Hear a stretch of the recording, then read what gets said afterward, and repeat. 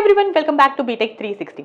सो आपकी JoSAA counselling conclude हो चुकी है, सीसर काउंसलिंग भी कंक्लूड हो चुकी है एंड 2026 ईयर के लिए जो भी इंजीनियरिंग एस्पिरेंट्स है अब तक उन्होंने अपना कॉलेज जो है मोस्ट प्रोबेबली फाइनलाइज कर दिया है। जितनी भी आपकी आईआईटीज है, एनआईटीज है, ट्रिपल आईटीज है, इन सभी में सीट्स फिल हो चुकी है एंड कॉलेजेस में जो फिजिकल रिपोर्टिंग है वो भी स्टार्ट हो चुका है। बट आज की वीडियो में मैं आपको थोड़ा सा एक रियलिटी चेक देने वाली हूँ। क्या होगा अगर मैं आपको बोलूँ कि हमारे इंडिया में जो टॉप एनआईटीज है, जिनमें से एनआईटी वारंगल एक है, वहां पे कुछ स्टूडेंट्स जो है 6 LPA पे प्लेस होते हैं। जी हाँ, आपने बिल्कुल सही सुना। और मैं ये बात नहीं कर रही हूँ कि कोर ब्रांचेस में, सिविल, मैक, इन सब ब्रांचेस में नहीं, सीएसई में एनआईटी वारंगल में स्टूडेंट्स 6 LPA पे भी प्लेस हो रहे हैं।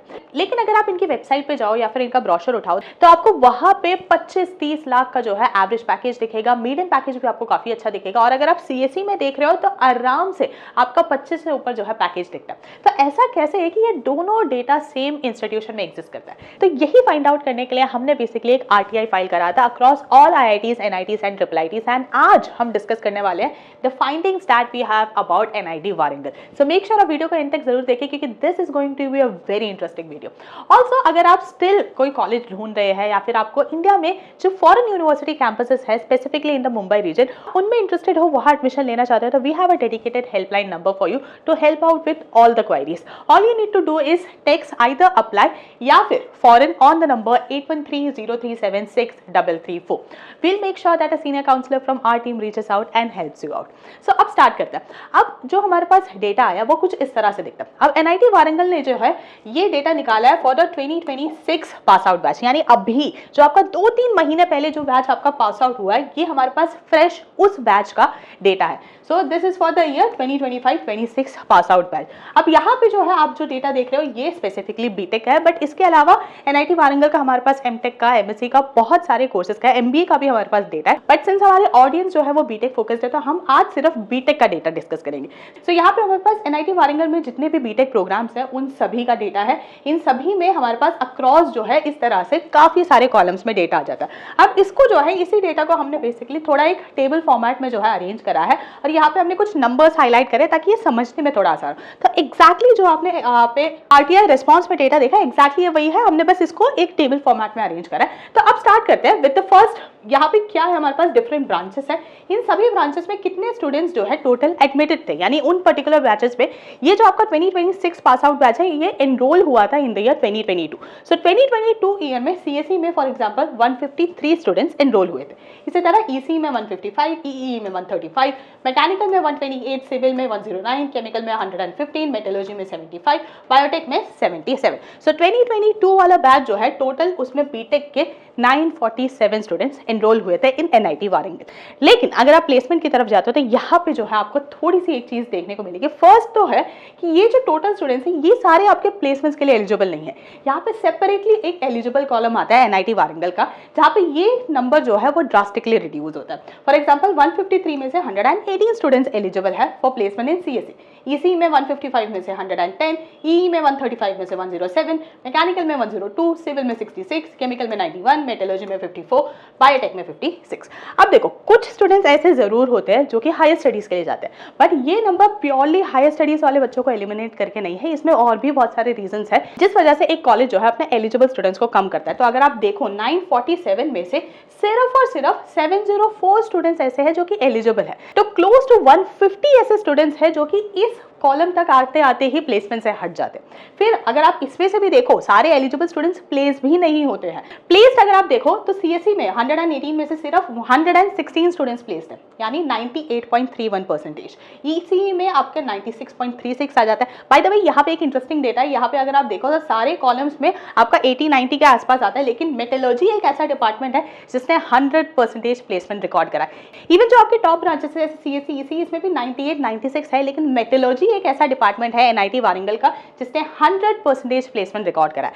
सबसे best branch in terms of place percentage आपका आ जाता है मेटलर्जी, एंड सबसे कम परफॉर्मिंग या फिर लीस्ट परफॉर्मिंग ब्रांच है आपका बायोटेक, जहां पे सबसे कम प्लेसमेंट परसेंटेज रिकॉर्ड करा गया 80.36 का। सो इससे आपका थोड़ा ब्रांच वाइज परफॉर्मेंस का जो है अंदाजा लग जाता है। अब ये आपका प्लेसमेंट परसेंटेज है, ये एक बहुत वास्ट फिगर है। इसको एकदम माइन्यूट डेटा में ब्रेक करते हैं। ठीक है, हमारे पास मैक्सिमम सीटीसी है, मिनिमम सीटीसी है, मीडियन सीटीसी है, एवरेज सीटीसी है, ठीक है। अब ये जो आप डेटा देख रहे हो ना, ये आपको ब्रांच वाइज कहीं नहीं मिलेगा, ये आपको सिर्फ यहाँ दिख रहा है क्योंकि हमने आरटीआई फाइल करा था। अब इसको एक बार देखते हैं। सीएससी में अगर आप देखो तो यहाँ पे ये जो आपका मैक्सिमम सीटीसी है सारा एलपी है, ठीक है। सो 127.3 एलपी आपका सीएससी में आ जाता है, बहुत अच्छी बात है। लेकिन उसी टाइम पे जो आपका लीस्ट आता है दैट इज 31.65। मैकेनिकल ब्रांच ऐसा है जहाँ पे आपका मैक्सिमम सीटीसी ही 31.65 है, ठीक है। एंड इसका अगर आप मिनिमम सीटीसी देखो, अब ये वाला कॉलम जो है ये बहुत इंपॉर्टेंट है, ठीक है। ये डेटा क्योंकि कोई नहीं बताता, ना आपको ब्रोशर में मिलेगा, ना आपको कहीं पे प्लेसमेंट रिकॉर्ड में मिलेगा, ना आपको कॉलेज का कोई अथॉरिटी आपको बताएगा, ठीक है। सीएससी एक ऐसा ब्रांच है जहाँ पे 6 LPA is the minimum CTC, यानी there was one student who got placed at 6 LPA in CSC branch. हम कोर ब्रांचेस की भी बात नहीं कर रहे, हम टॉप परफॉर्मिंग ब्रांच, ठीक है, जिसका सबसे अच्छा जो है मैक्सिमम सीटीसी आता है, जिसका प्लेसमेंट परसेंटेज भी बहुत अच्छा है, जहाँ पे जो एलिजिबल स्टूडेंट्स है उसमें भी जो परसेंटेज डिफरेंस है वो कम है, यानी बेस्ट परफॉर्मिंग ब्रांच में भी still there is one student who was placed at 6 LPA. EC में there is a student who got placed at 5 LPA. Then EE में 6.75 LPA, मैकेनिकल में 6 LPA, सिविल में 5 LPA, केमिकल में 5 LPA, metallurgy 6 LPA, biotech 6 LPA. तो अगर आप ये देखो 5-6 LPA, NIT वारंगल जैसे टॉप इंस्टीट्यूट में, टॉप ब्रांचेस में there are still students who get placed at 5 और 6 LPA. इसी के साथ अब अगर आप मीडियन भी देखो, मीडियन और एवरेज में आपको एक चीज है जो आप ऑब्जर्व करोगे, अगर आप टॉप के 3 ब्रांचेस को डिवाइड कर लो तो डेटा आपको बहुत अच्छा दिखता है, ठीक है। 24 मीडियन है, एवरेज 29 है। ईसी में मीडियन आपका 19 है, एवरेज 22 है। ई में मीडियन आपका 17 है, एवरेज 23.34 है, ठीक है। बहुत अच्छा डेटा, टॉप इंस्टीट्यूट है। लेकिन अगर आप लोअर हाफ देखो तो जो कोर ब्रांचेस है उसमें अगर आप देखो, मैकेनिकल में मीडियन सडनली आपका 11 LPA आ जाता है, इसी तरह सिविल में 10 LPA आ जाता है, केमिकल में 10 LPA आ जाता है, मेटलर्जी में 9.6 LPA आ जाता है, बायोटेक में 10 LPA आ जाता है। सिमिलरली अगर आप एवरेज भी कंपेयर करो तो ये भी आपका वही 11-12 LPA पे आता है।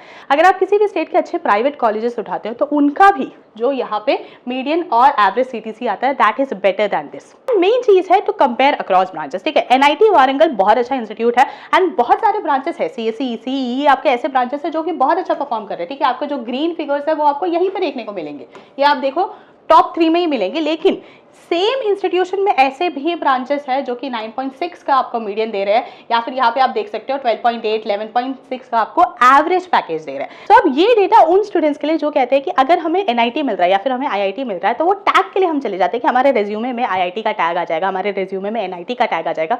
But what you don't realise is कि अगर आप सिर्फ प्लेसमेंट की बात कर रहे हो, ठीक है, अगर आपका एम सिर्फ प्लेसमेंट है then is it really worth it? क्या एक ऐसा एलपीए का ये रियली वर्थ इट है?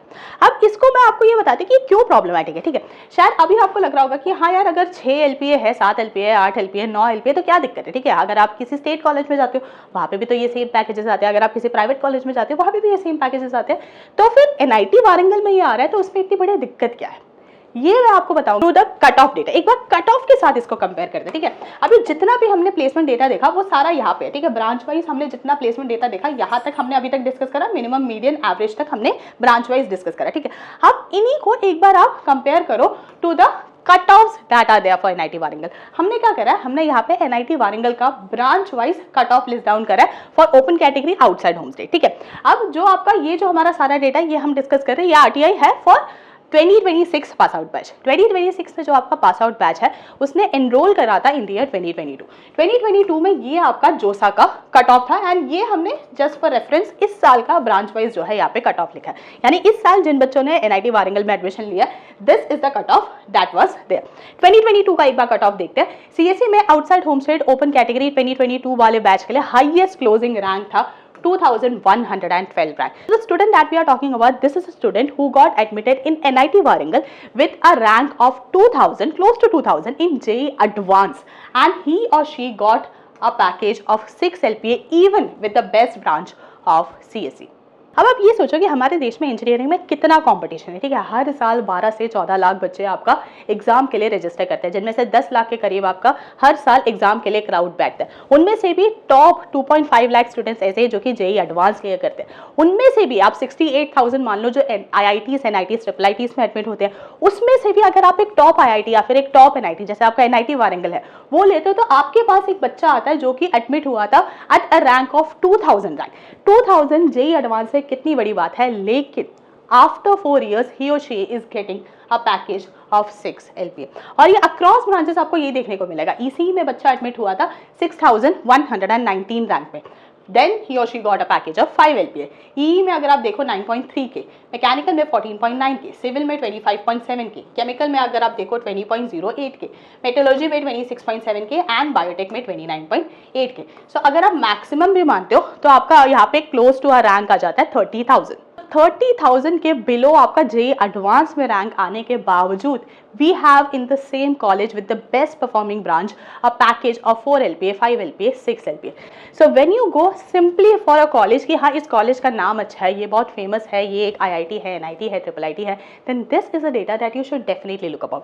अब देखो ये जो डेटा है हमने ऐसा सिमिलर एनालिसिस इससे पहले IITs में करा हुआ है, NITs में भी करा हुआ है एंड IIITs में भी करा है। एंड ये वीडियो आपको डराने के लिए नहीं है, ये वीडियो ये कहने के लिए नहीं है कि आपको NIT में एडमिशन नहीं लेना चाहिए। आपको ऑफकोर्स लेना चाहिए, क्योंकि आप ये भी देखो कि यहाँ पे 24 का मीडियन भी आपको मिलता है, आपको 127.3 LPA का हाईएस्ट पैकेज भी मिलता है। सो ऐसे भी बच्चे हैं जो कि ये पैकेज कमा रहे हैं and you can definitely be one of them. But since colleges हमेशा ये एडवर्टाइज करते हैं कि हमारा हाईएस्ट पैकेज ये है, हमारा मीडियन पैकेज ये है, हमारा एवरेज पैकेज ये है, that is good to advertise, but at the same time you also need to say that हमारा मिनिमम पैकेज इतना। अगर आप अच्छे पैकेजेस को एडवर्टाइज कर रहे हो देन आपका जो मिनिमम पैकेज है, जो भी एक केस सिनेरियो है, these are also students who are getting placed, then ये भी पब्लिक को पता होना चाहिए। and when as a student you make a decision then you should be making an informed decision। आप अगर आधी नॉलेज के बेसिस पे एक डिसीजन लेते हो then that is not an informed decision। an informed decision is a decision when you have the complete data। जब आपको ये पूरा पता है कि ये सारे सिनेरियोज एग्जिस्ट करते हैं। अगर 127.3 का एक सिनेरियो एग्जिस्ट करता है देन 5 LPA का भी एक सिनेरियो